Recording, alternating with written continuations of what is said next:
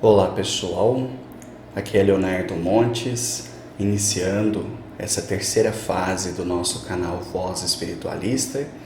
E antes de tudo, eu gostaria de pedir, se você ainda não for inscrito, se inscreva, curta, compartilhe para que os nossos conteúdos possam chegar a mais pessoas, beleza? E para dar início a esse novo ciclo de reflexões, talvez eu publique antes do ano novo, vamos ver. Nós vamos falar sobre a força da imagem de Jesus, ok? Eu tenho aqui comigo uma pequena imagem de Jesus, que vocês provavelmente conhecem, Jesus Bom Pastor, uma imagem católica, uma imagem que vocês também encontram em terreiro de Umbanda, uma imagem, enfim, bastante conhecida do brasileiro. E, historicamente falando, é pouco provável que Jesus tenha tido, assim, uma cara tão branquinha, olhos azuis, porque esse tipo de imagem foi construído na Idade Média, principalmente, na Europa. Então, é uma idealização do que Jesus deveria ter sido. Por ter nascido onde nasceu, por ter pertencido ao povo que pertenceu, bem pouco provável que ele tenha tido uma face semelhante a essa. Mas isso do ponto de vista histórico e do ponto de vista religioso, será que importa? E eu acredito que não. Do ponto de vista religioso, o que importa é o símbolo. A imagem de Jesus se transformou num símbolo religioso muito importante. A ponto, penso eu, de qualquer pessoa que veja uma imagem dessa, automaticamente a ligue com Jesus, ainda que não saiba que essa seja uma imagem propriamente dele. Essa face, cabelos compridos, a barba, enfim, esse contexto todo. Então, para mim, religiosamente, não importa se Jesus teve ou não teve essa face. E para ilustrar o que eu quero dizer com a força do símbolo, eu vou contar para vocês uma historinha de Chico Xavier, depois eu vou deixar aqui na descrição do vídeo o livro onde essa historinha se encontra. Foi uma história que a minha sogra me mandou e eu não conhecia, e eu vou contar para vocês a minha própria maneira, ok? Bom, a história é a seguinte. Em 1967, Chico Xavier havia viajado a São Paulo, onde ele se submeteria a uma cirurgia. Ele já estava internado, a cirurgia aconteceria no dia seguinte, então à noite, antes de dormir, ele estava fazendo as suas orações, pedindo proteção, que tudo corresse bem, todas essas coisas. Quando então ele percebe que havia uma imagem de Jesus na parede, um quadro, uma pequena moldura, e ao olhar para aquela imagem, ele vê que ela estava irradiando luz.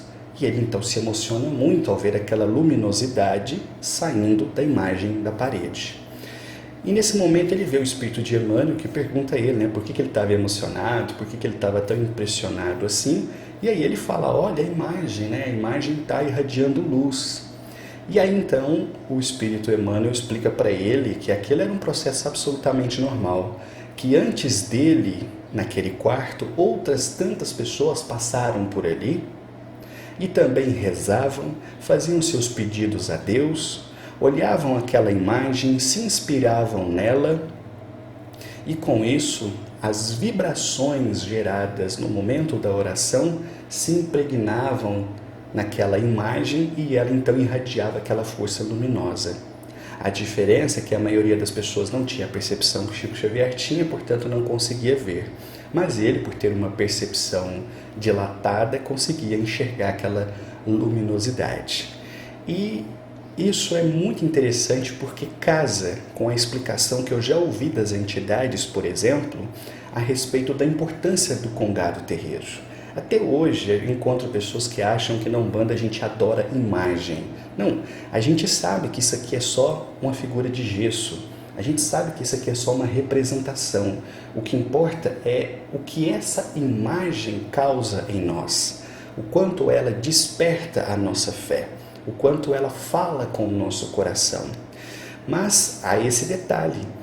Quando as pessoas vão no terreiro, então elas olham a imagem de Jesus, ou elas olham a imagem de outro santo, ou a imagem de orixá, ou a imagem de um preto velho, e isso faz com que elas rezem com mais força, com mais intensidade, as vibrações que elas geram naquele momento também ficam impregnadas nas imagens. É por isso que em nossa casa não é qualquer pessoa que pode pôr a mão nas imagens. Porque naquele momento em que as energias chegam até a imagem, pelo foco do pensamento, a imagem deixa de ser só uma imagem e passa a ser um foco de luz.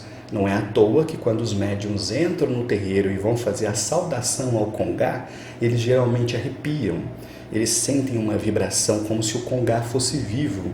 Mas não é que ele está vivo, é que ele condensa, ele armazena vibrações de centenas de pessoas que passam ali ao longo dos anos rezando. Então isso deixa o Congá luminoso, forte, entendem?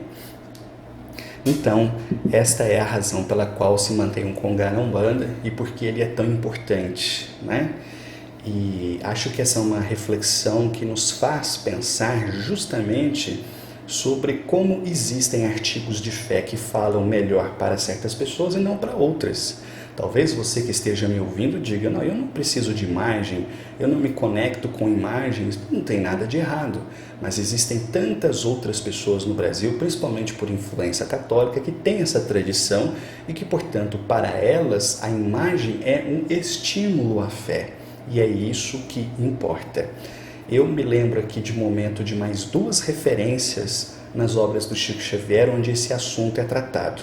No livro Ação e Reação, há um momento em que André Luiz vai a um templo no mundo espiritual, onde ele verifica algumas pessoas rezando, e ali ele descreve um fenômeno interessantíssimo que tem a ver com o que a gente está falando.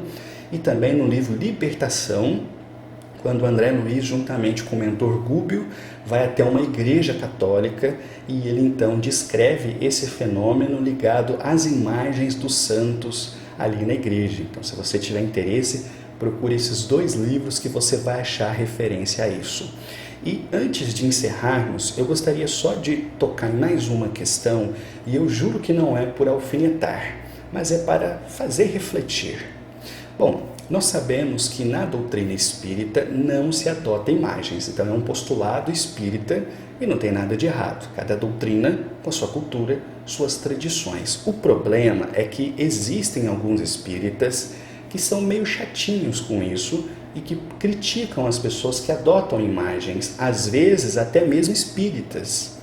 Porque vamos lembrar, se vocês pegarem tudo que Kardec escreveu sobre o espiritismo, ele se refere a uma parte doutrinária e uma parte de organização dos trabalhos dentro do centro. Mas na vida particular, e ele fala disso em mais de uma ocasião, cada um deve rezar conforme dite a sua consciência.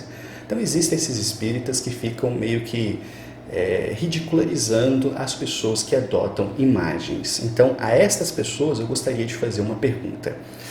A birra de vocês, a implicância de vocês é com isso aqui? Vocês não gostam de imagem de gesso, de resina? Vocês não gostam desse formato de estatueta? É isso que incomoda vocês? Por quê?